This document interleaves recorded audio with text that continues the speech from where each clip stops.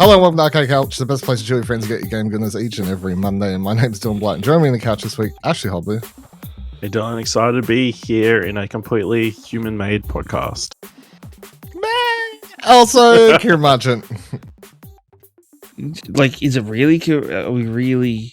All the really views shared on this ourselves? podcast are human-generated. Oh, I was about to say. Okay. There is definitely this fucking. We record on Riverside and it uses AI to clear out background noises and stuff. So we cannot claim that. Yeah. That's fair. Yeah. No generative AI content. Mm-hmm. There we No go. generative. There we go. What we say and us as people is real, you know, all those elements. So it's very good. But talking about AI, let's get into this week's big hot topic. So I'll just read a little bit from this Forbes article titled "Gamers Rebel Against NVIDIA's DLSS 5 AI Slop Filter." NVIDIA announced DLSS 5, a GTC, I think it's supposed to be GT, whatever, describing the technology as the GPT movement for graphics. DLSS 5 injects photorealistic lighting and textures into pre-existing graphics like a generative AI filter designed to improve the appearance of video games. NVIDIA showed off the technology using examples from Resident Evil Requiem and Hogwarts Legacy, showing off how DLSS 5 can function as a proposed graphical upgrade and instant remaster. The announcement sparked online backlash, igniting a debate that replaced common critiques of AI art in the real world, along with making an explosion of memes poking fun at hyperrealism. Generative AI tends to produce imagery that reflects biases within its training data, adding unwanted elements to original artwork. In the example shown in NVIDIA, DLSS 5 didn't just add a coat of photorealism, it altered the imagery. DLSS 5 changed the appearance of Resident Evil character Grace Ashcroft, plumping up her lips and adding dark roots into her hair, giving the appearance of highlights. Commentators joked that DLSS 5 had yassified Grace like an AI beauty filter made for social media. And then there's a lot of memes and stuff posted this article. The backlash highlighted an issue that persuades AI-generated art experiments from the early days of technology intent, altering art with generative AI invites contamination from training data, warping the artist's original intent.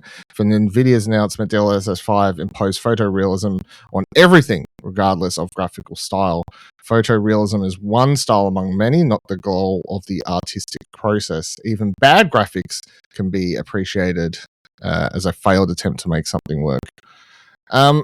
Ash, what are your thoughts on all this updates and stuff? Have you seen much of the memes, the general thoughts and stuff? Even Capcom came out and said they didn't know shit about this happening, and then it happened. Yeah, I've seen all the memes pretty much as mostly how I got information about this, because so you need to have an NVIDIA graphics card, right? In your PC to be able to use it. Yeah.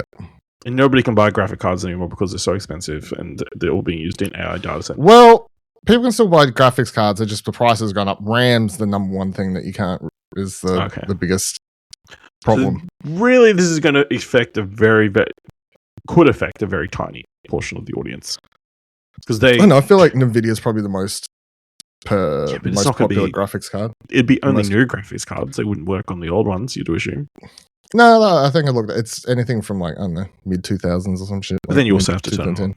It's not like an automatic thing. But, no, just got to update your drivers. Yeah, this just seems like a really expensive thing that nobody wanted.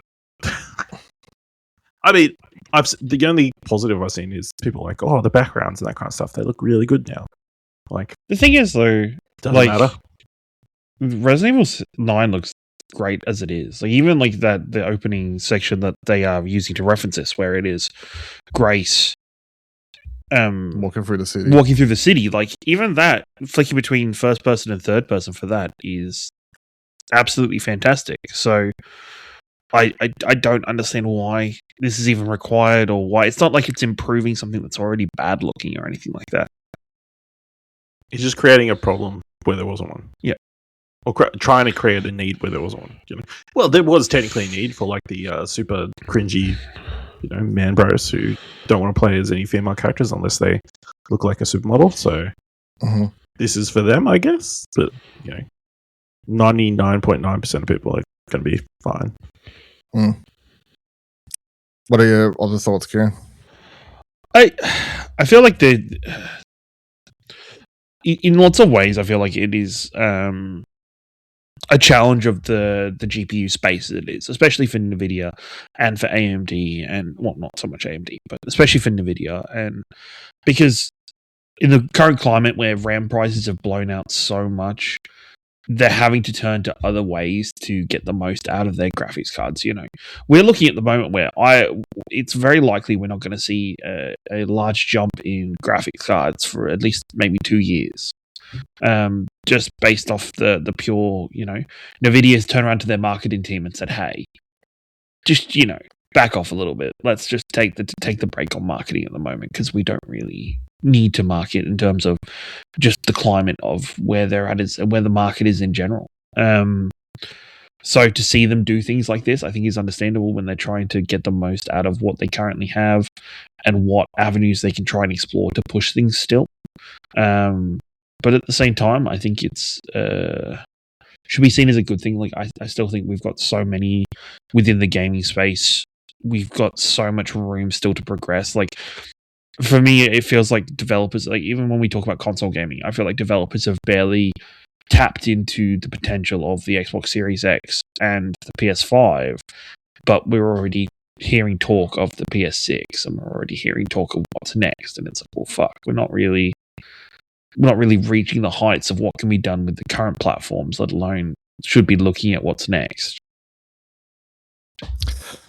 Yeah, I mean that's I feel like the problem is it's just simply once the AI can of worms was opened, it's like the shiny thing at the end of the stick. Yeah. So that instead of experimenting with other technology and stuff, it's just like all the tech companies become super obsessed with finding ways to use. Well, it's part of the machine. Like it's part of it's the buzzword at the moment, and it's supposed to be the thing that's supposed to impress people is using AI. And even in terms of like Xbox's most recent like press releases in returns of what they're doing to go forward, they've stopped using the word AI and they've started using machine learning, which is the exact same thing, but just a bit of a different buzzword that should probably steer away from that negativity that is surrounded by the idea of AI currently.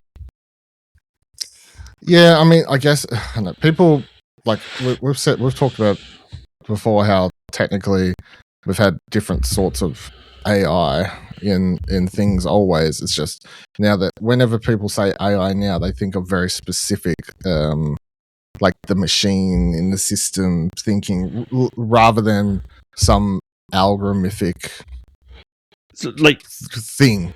Teaching NPCs how to patrol areas and how to react to different things within the game. Like that in theory is AI as well. It's just, and we've had that for years.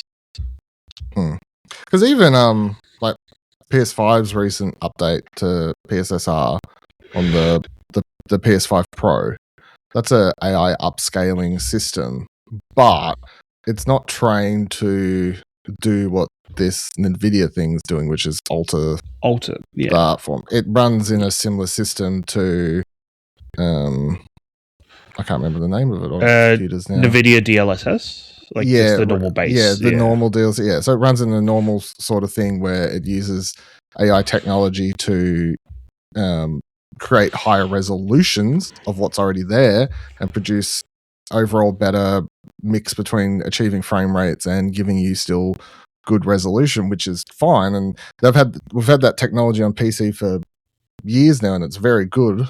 It has been helpful to get more out of computers, and like if you have a less higher spec PC, being able to play games at high frame rates because of technology like that, and all the games that are getting updates for the PS5 Pro stuff, they all look very good and I have no problems with it. So again, it's just the like how you go about it and what's the aim. Because if PlayStation sets out to make when they set out to make PSSR, it was simply like, oh, we're just setting out to sort of make a way to improve performance and keep graphic fidelity, rather than it seems to set out with this to go, we're going to make something that an AI system that looks at the game's image and goes, I know what they really wanted to do, and let's fucking trust it to fix it. Like, which is, yeah, maybe don't do that.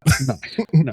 Like I guarantee none of the artists on Resident Evil were ever sitting back going, man, I really wish we could have made these characters look better. There's no way they would have been like, no, this game's great. Like, the character models look good. Who doesn't look at Leon Kennedy and go, fucking damn, that man's 50 and he looks great. Yeah. But he's married now, so. Yeah. Apparently.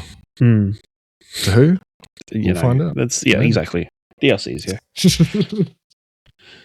We shall find out. Yeah, and then there was a story this week with Mark Cerny talking about another technology they're apparently working on that'll use AI to replace frames or something like that, I think is how I was wording it. Like, a lot of the stuff they're talking about consistently is always performance, a technical thing. Like, to get more grunt out of what you've got, rather than and just leave the artistic vision. Because it's like, if you let the developers focus on the game stuff, whatever, these technologies will then allow that to be uplifted, rather than creating a technology that will magically fix whatever you view as not being good. Like, what the fuck am I going to play? Vampire Survivors on this technology and suddenly it makes it not look like shit? The game's meant to look like shit. What are we doing? It's part of its thing. It's meant to look like ass. Yeah. Meant to look like hell. It just seems like them chasing. Obviously, them trying to justify their massive spend on AI, even though they don't want you to call it AI.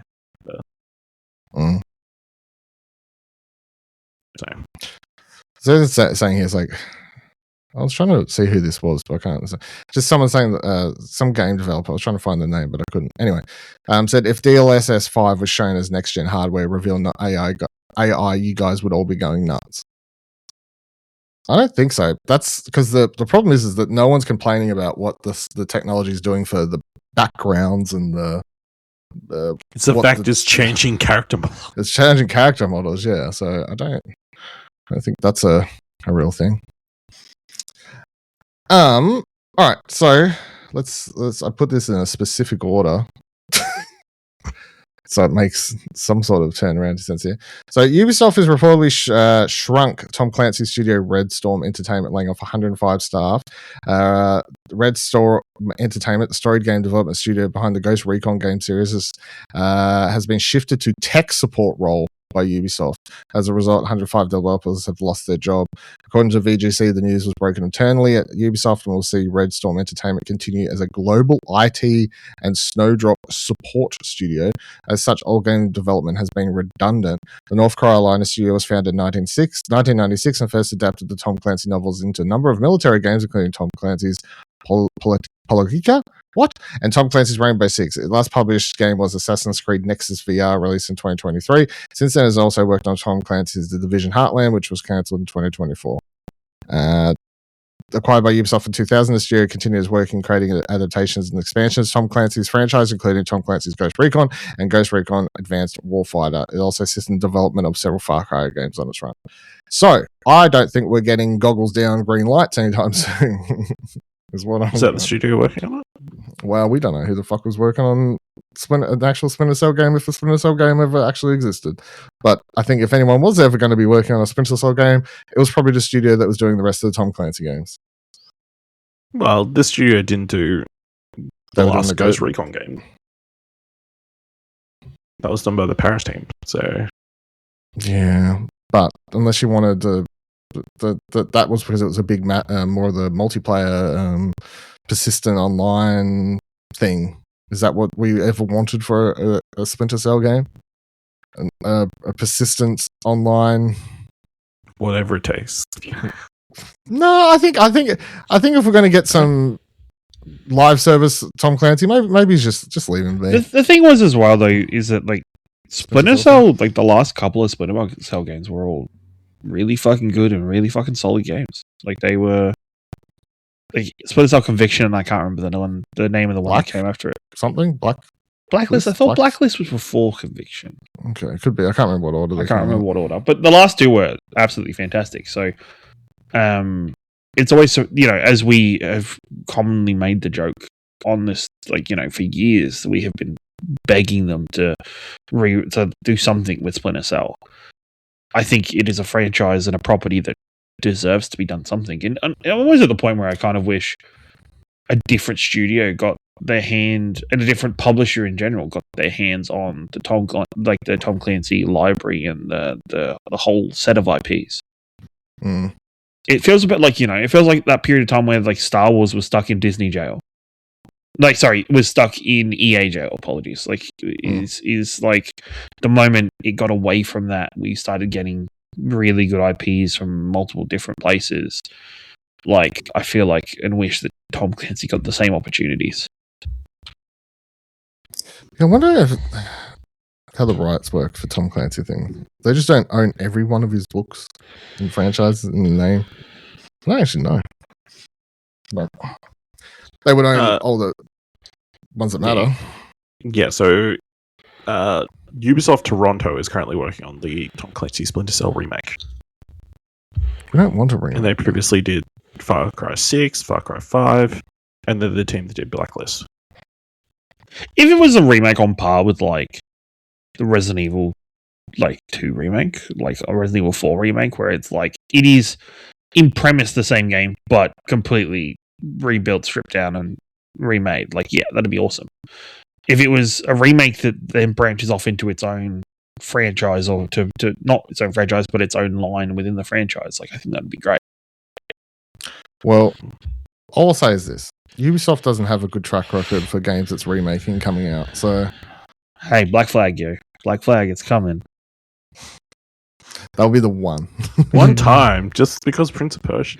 I laughed. I was reading an article about Black Flag the other day. I was like, yeah, we're using the Skull and Bones stuff as part of the naval revamping system. I was like, that's hilarious. That's the only reason that Skull and Bones... it's just full circle. Black Flag came out. They start working on Skull and Bones. Skull and Bones dies, so it's just in time for the eventual remake of Black Flag. Yeah. Yep. Literally just full circle. Yeah. It's the circle of life. Yeah. Literally. Akuna Matata, Yeah. But yeah, back to Red Storm. I guess it really isn't surprising because their last few titles have been cancelled. They were obviously working on the Splinter Cell VR game, and then on Division's Heartlands. And then before that, their previous 3 titles were all VR games. So, is it surprising, or is it because this when you get told to work on a bunch of VR games and then they don't do well? Is it the studio's fault, or is it the people tell them? The employees' fault for not making it better. For not making a game so great that everybody decided VR's got to be the next big thing in gaming. That's quite but also Ubisoft's just been shutting down so many people lately. Yeah, and then the new change of leadership and everything. It's just a bit of a. There is definitely a feeling that maybe the end is nigh for independent. Yeah, Ubisoft. Well, the rumor is that they were obviously looking for someone to potentially buy them out or whatever. So Xbox. No, there's no way. There's no way that Xbox would get away with buying Ubisoft as well. Ubisoft, yeah. We promised to keep Assassin's Creed games. Oh yeah, fucking Tencent. What? That's probably true. Actually, probably very, very true. Who's always trying to buy them? Vivaldi? Someone like that. Yeah, some European. I can't remember. They don't own a lot of it, but yeah, they keep. I think they keep buying shares or whatever because of the company. But all right, continue on. Crystal Dynamics has announced its 4th round of layoffs in a year. A statement posted on the company's LinkedIn page announced that it was laying off 20 staff across development and central operations, saying, today Crystal Dynamics is reducing its workforce by 20 talented team members, split between some development personnel and some central operation roles. This is a difficult day for our studio. We never make these decisions lightly, particularly after the restructuring we underwent last year. As our current projects move into new phases of development, we continuously take a hard look at our team structures to ensure they align with our long-term studio goals. While we always strive to transition our people into new roles whenever possible, we've unfortunately reached a point where these departures are necessary. We're incredibly grateful for the passion and the hard work of these individuals who poured into our games and studio. We are providing them with severance and job placement assistance to help them land the next opportunity. If you have openings or know of positions to tell the developers, speak on task, blah, blah, blah, blah, blah, blah. Crystal Dynamics Proof has confirmed a round of layoffs in March, affecting 17 employees, saying it was necessary to align our current business needs and studios' future successes. This was followed by more layoffs announced that were in August 2025, shortly after the cancellation of Microsoft's Perfect Dark. And then before that, they had a round of layoffs in November 2025.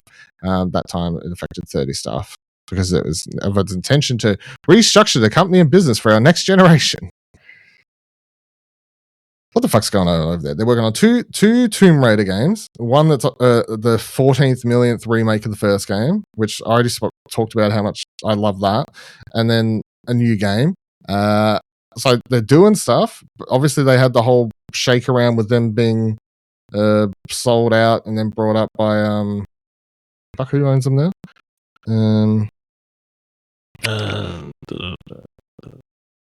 Who the fuck? What is the company? CDE Entertainment?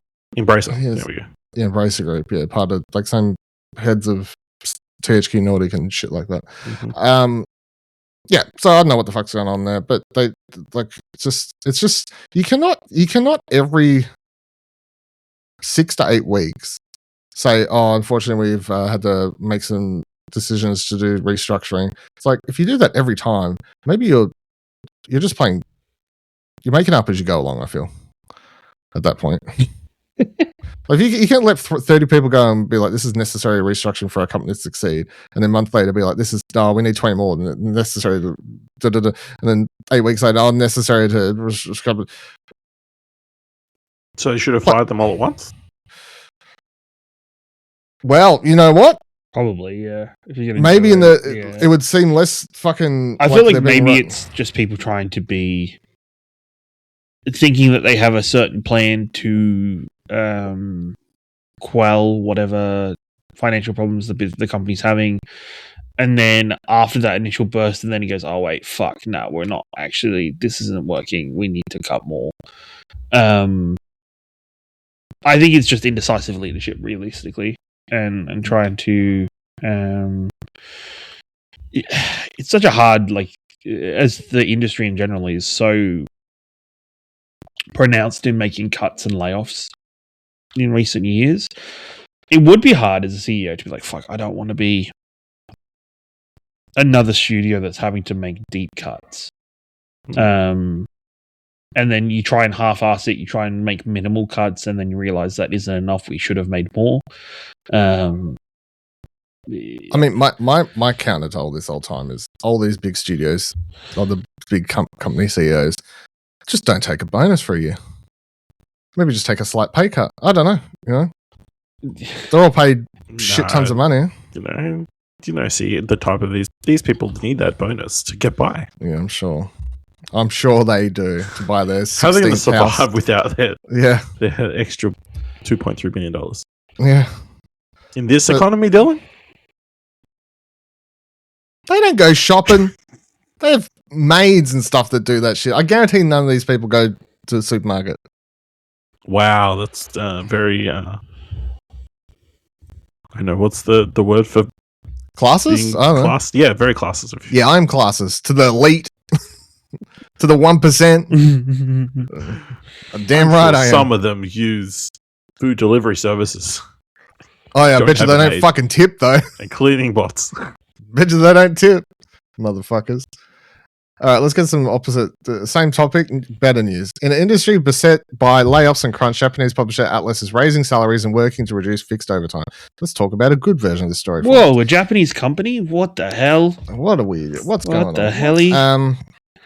Japanese publisher Atlas, who you probably know for Persona Shin Megami Tensei and Metaphor Refantasio, via Automaton, we've taken a look at Atlas's latest press release, which focuses on efforts to foster the creativity and improve the productivity of each and every employee. The Persona developer has been enjoying a fair amount of success in recent times, and follows giants like Sega and Capcom, a bit more of that money will begin to trickle down to the employees doing the hard work. It's no secret that things are dire right now.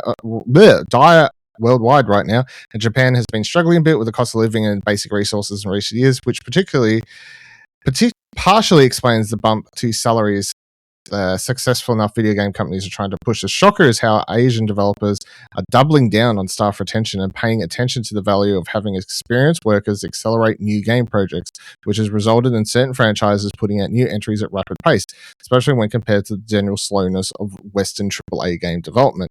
The base salary increase will now raise the starting salary for new graduates from 30,000 yen to 330,000 yen. I'm not sure what that is, but it's a higher number, with the average income salary for full-time contract employees getting increased by 15% as well. Moreover, fixed overtime hours are going down from 30 to 20, which is quite a substantial reduction. I think that the one thing in this that they say in that article that was making me think is, I think it's something me and Ash talked about, I don't know, like a month ago, but the idea that when you keep firing, and like comparing it to movie studios where, you know, a lot of the movie directors and stuff like to keep the same people together, and then if they have the same cinematographer and they have some of the same actors, they get like a system going, and then they can work on movies quite fast and they just understand each other fluently and stuff. So they mentioned there how some of these developers over there at the moment, I mean, you look at how fast the Like a Dragon series comes out and the spin-offs and shit. They just work on games and have them come out because they have an understanding, and a lot of these people work together with each other for a long time. Now, what you see in the big AAA, especially in the Western studios, where they keep firing people and like scrapping studios and stuff, is someone starts a studio 2 years in, they don't have a successful project, they've begun to understand each other and get understanding how to work with each other. Now they go start another studio, have to restart the whole process again, don't understand what this person wants, and there's so many moving cogs and elements, obviously, in video game development, and now they wonder why it takes so long to get shit done, and how you even have teams where I didn't understand what the creative director wanted or whatever. It's like, well, yeah, because you probably had only ever seen him talk in a 10-minute meeting and don't have a real proper understanding of what's going on there. So, but yeah, props to Atlas and I guess a lot of the Asian studios over there who have been putting up stuff so recently. They're saying they're going to release stuff so fast. Where's Persona 6?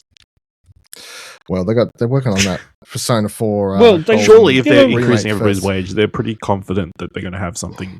They're going to make enough to cover it, so they've got a big release coming, right? Since Persona 5, they've at least done, Metaphor. They've done it. So many spin-offs. So many spin-offs, and they've done Metaphor, remakes, which has been and remakes, and yeah. It's probably more likely a remake of Persona 2 is going to come before. They did, let's just clarify, since Persona 5, they did Metaphor ReFantazio as a big project, and then they also did Shin Megami Tensei 5, I think, or whatever number it was, as another big project. So they've had two big releases paired with a bunch of Persona 5, like 4, I think, spin-offs, maybe 3 or 4, and then multiple remakes, and then also ports of those to different consoles and stuff over time. And then we know now they have the Persona 4 remake coming. That's the current, what I would assume, releases next. And then in the background, I'm sure, Persona 7. Maybe. Maybe. Well, they've got to put 6 out first. Oh, yeah, my bad. You just jump on that, mate. But I know. Would they do ReFantazio 2 first? Don't know, I didn't finish it. Is that something I don't know if it has sequel potential. Or is that game just do what the Persona series is what is. Yeah, true. They just do their own little thing. Who knows? All right, some other little news stories happened this week. So Starfield is coming to PS5 this week. If you've been holding out on playing that, comes out April 8th. Is that a for you thing, Ash, or don't care at this stage? No. Yeah, okay. Just wasn't sure. As I was talking about before, obviously a bunch of games have got PS5 Pro updates. That includes Cyberpunk 2077, so that game will now properly play with good visuals and at 60 frames a second on a console. Well done, everyone involved. And the Nintendo Switch 2 got an interesting update this week. It added a handheld boost mode, which you can toggle on in the settings. And pretty much what it does is it tricks the console into thinking it's in TV docked mode, even though it's in your handheld mode. This does mean you can get high frame rates and better visual fidelity on the game when playing handheld. The downside is that you cannot use touchscreen because it thinks it's plugged into docked mode. Yep. And the battery will obviously die a lot faster because it's running at a better thing. But it's nice that they've added that in as they've given you the option. They've given you the option, indeed. And then PlayStation has also added, I like this, so they've added a showcase mode in a recent update, where if you sit on your welcome hub at the front screen now, the example they use in their videos is a little Astrobot. Well, they don't call them themes anymore, or whatever the hell they call them. But it'll now go full screen, and you'll have like a little animated screensaver play if you would like to do that. Or you can also switch it to slideshow mode, which will show your favorite. I assume that just means you've favorited. I haven't checked myself. Screenshots and images you have on your console. Some little interesting updates and stuff across the week there. And that's about it. I haven't played jack shit. No one's played anything exciting. No. Played an hour of Cruiser Desert, and then for the first time in my life, refunded something on Steam. Whoa! Yeah, that was the thing. People are liking it though, aren't they? Like, what's the? I don't think so. I think it's got middling reviews. It's middling. Like to give it its price. Like it is an amazing tech demo. Like the game runs so well on PC. On PC, I've heard bad things about console, but on PC, game runs fantastically on PC. It looks amazing. It's just really like it's trying to do too much. And even the case of where it's like I've heard many people be like, 5 to 6 hours and the game really opens up, and I'm like, bruv. Even the first hour and a bit I played, and I was like, this game makes no fucking sense. Like, even just in the basic kind of so I'll give you an example, right? You start in this area, and then it's like, go to this tavern. And you walk to this tavern, then it's like, arm wrestle this guy. And I'm like, why? Like, there's been no setup, there's been no reason, and this isn't the main story kind of quest line. I was like, okay, sure, you arm wrestle this guy, and then it's like, talk to the homeless person, and I was like, what homeless person? And then you walk out, and then there's a homeless person outside, but there's been no dialogue, no thing to draw your attention to this homeless person other than just the little command that says, go see the homeless person. I'm like, the fuck, why are we doing this?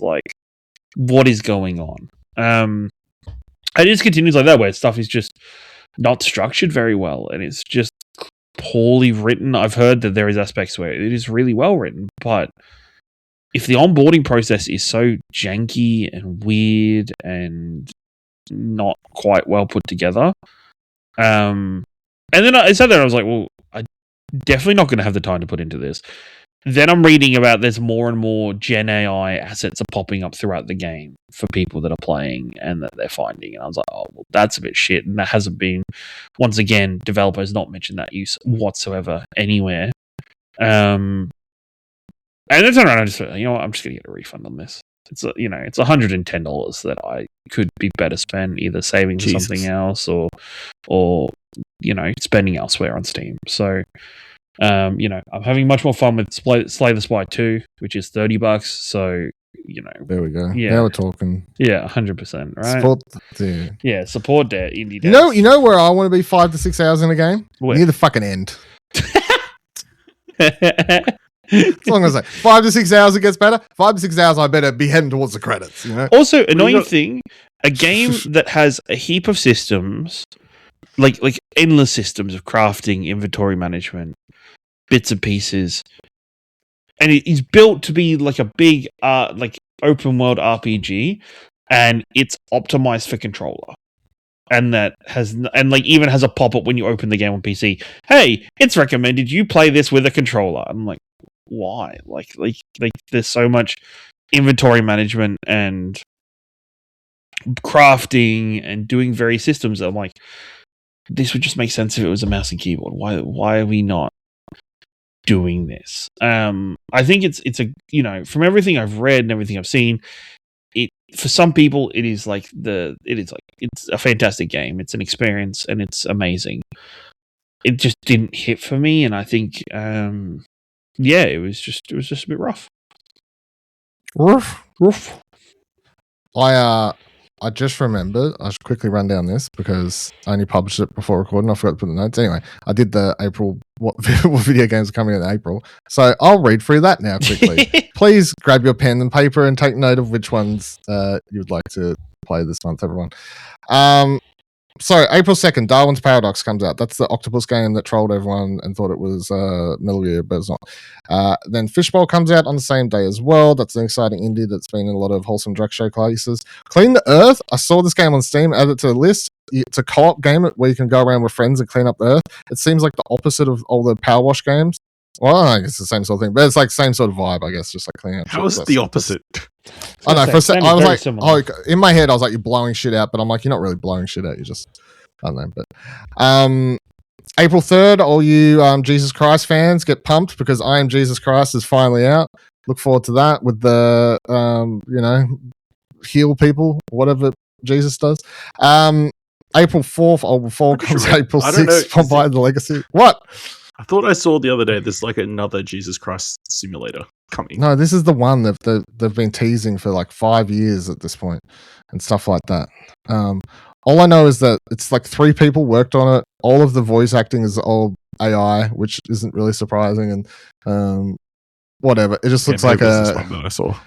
It walks across water. I don't know. There's a button to heal people. I kind of want to play it. April 6th, Vampire the Legacy comes out. April 7th, Starfield PS5. People on Note also comes out. A couple of headsets, what we got there. There's a April 8th, Road to Vostok comes out. Not my type of game. Watch the trailer for it, but it is if you're one of those survival shooter people. It's probably up Nicholas Prize alley. Samson comes out. Never heard this, but it's like a horror game that looks kind of cool. April 9th, The Cultist comes out. Never heard that until I did this, and also looks kind of cool. April 10th, Time Bookshop finally comes to PS5 if you haven't played it on PC or anything. April 13th, Gunboat God comes out. That's been in a few indie showcases. And talking about things that have been in showcases, April 14th, Replaced finally comes out. The game that's been in every Xbox showcase since 20 years ago. Bunch of console stuff there. Reigns of Rome Moogate comes out. Story Life Tabitha comes out. That's also been in a bunch of wholesome directs, so if you watch those like I do, that's finally coming out. April 15th, we get Dose of Divas finally comes out. That is the new game from Outer Loop Studios. I think that's the right name. But yeah, we are. They just do a completely wild, different genre every time they make a game. Last Flag comes out. That looks really cool. April 16th, Mouse PI for Hire also finally comes out after being delayed out of March. So it doesn't get delayed. Well, just why would you say that? Shut the fuck up. On the same day, Tomodachi Life Living the Dream comes to Nintendo Switch. I still don't understand what this game is. It just looks like a wild fever trip. I understand that there was other offers of them on the 3DS or whatever. I never played them. I don't know. It looks like if you did drugs, you may die.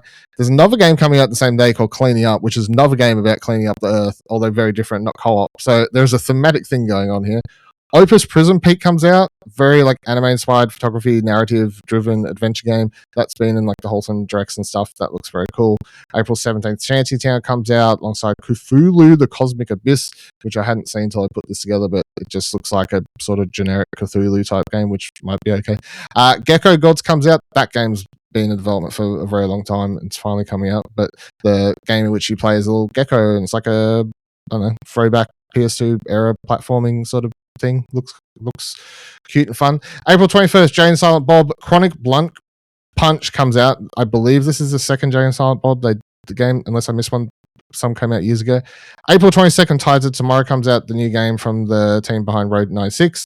Obviously, they've shown it in a few showcases at this point. It's like you can see the ghosts of people's other players' decisions and choose to follow them or not, or whatever. It's up to you. Same day we have Vampire Crawlers, the turbo wildcard game from Vampire Survivors released. So that'll suck up a bunch of my fucking time this year, unbelievably. But yeah, it's the same nonsense as Vampire Survivors, but now they're like, fuck it, let's do the card games like everyone else. So sure, you got me. April 23rd, you have a bunch of anime shit. April 24th, Outbound comes out alongside Pragmata, the game that's Capcom announced when the PS5 fucking was announced. So that's finally coming out, and it actually kind of looks cool now that we've seen a bunch of gameplay for it in the last 2 months. So cool. Run Barrel comes out April 28th. Moomin Troll Winter's Wharf comes out. This one's also been in a few wholesome drakes and stuff. It looks very cute, very adorable. I'm not actually sure what you play as, all snow, hippo, wolf. I don't know what the fuck this creature. Oh no, it's cute. Aphelion comes out the same day. That's the Don't Nod one. That crash on a planet or whatever. Diablo 4 Lord of Hatred, the expansion comes out that same day, and then on April 29th, Will Follow the Light comes out. A He-Man game comes out. Lunch Break Tactics comes out, which looks very cool and sort of perfect for the Steam Deck. I know it's another card game, but still. And then April 30th, Saros, exciting, PlayStation's first big release for the year, comes out, so we're putting a bit of time to that. For a very long time, yeah. And then also coming out is Inkonobi, One Store, Many Stories, which does look kind of cool. It's like it's like they've taken the idea of the simulator games but added like a narrative into it and stuff. So, and people love those simulator games. And then in April TBT, it's worth noting that Pokemon Champions was announced for April in the last Pokemon Presents. It hasn't been given an actual date yet, but Pokemon Champions is supposed to release this month at some point. So, Ash, what do you want to play in April? I'll say Mouse PI will this month. Mm-hmm. If it comes out. Shut up. What are you doing? Take all the time you need, guys, Yeah. You can just think that in your head. Keep it all just for you. Kieran, what do you want to play for an hour and refund? To be honest, there's like nothing, not even Sarah's interested me that much. Like, I liked Returnal, but I don't think Returnal really hit for me as that type of game. I actually feel like it's very weird. Like, this year so far has felt like it's not been a very Kieran year so far, other than Resident Evil. Yeah. You just need like a really big indie game to come along and that you get a bunch of FOMO for, and then Yeah, there hasn't been enough FOMO games. Yeah. I haven't been on the podcast. I did get FOMO for Pokemon Pokepedia, and I played that for like a week solid. And then, but I purchased it being like my sister will play the shit out of it because my sister has pretty much ownership over my Switch too. So I was like, I'll buy it, I'll play for a bit, but then she'll play it after me, so that's fine. And general quick thoughts on that were? Yeah, it's good. It'd be great if, and this is the thing where I was very confused by these people that were coming out and being like, I've played like 30 fucking hours of this game. And then I'm like, wait a minute. I get it. And then it's 6 like, islands. Yeah, there's like 30 hours. And I'm like, wait a minute. What do you mean 30 hours? But there's like timed events. There's like timed, like, you have to come back tomorrow for this. So I'm like, oh, people are fucking dates coming on their Switch. Okay. That's not fun for me. When I can play, I'll be able to play for a set amount of hours and then I won't be able to touch it for 2 days because of either work or just. You went there where I was taking my Switch to work so I could turn it on quickly before work to sell my turnips, because you could only sell your turnips at certain days and certain times. And I was using the website to see what places islands and stuff like that. For Animal Crossing, 100%. Animal Crossing was all about that. It was COVID. It was what it was. But it was just for Pokemon. Like I built my Poké Center, and then it's like, you can come back tomorrow for this to be finished. I'm like, oh, I see. Oh no. I'm fine with that. I don't like the I guess we're building a massive building, and they're like, it's sort of like, just be patient. Go do something else. Go do something else until tomorrow. Yeah, it doesn't want you to binge play it, right? Yeah, it doesn't. Yeah, it's promoting that healthy lifestyle. Go play Pokemon. Animal Crossing did the same thing, though. To be fair, just of note, it's a very niche genre, though. Animal Crossing, you'll be like, I'm building this house. It doesn't get instantly built. It would take a day or whatever in like real time to build. So, yeah, I think the games are meant to be like, just relax, just turn it off, go build some footpaths or something. Like, maybe just go touch grass. I think for me, Mouse PI for hire for sure. That's been keen forever. Then replaced, because that has also been one had eye on for a very long time.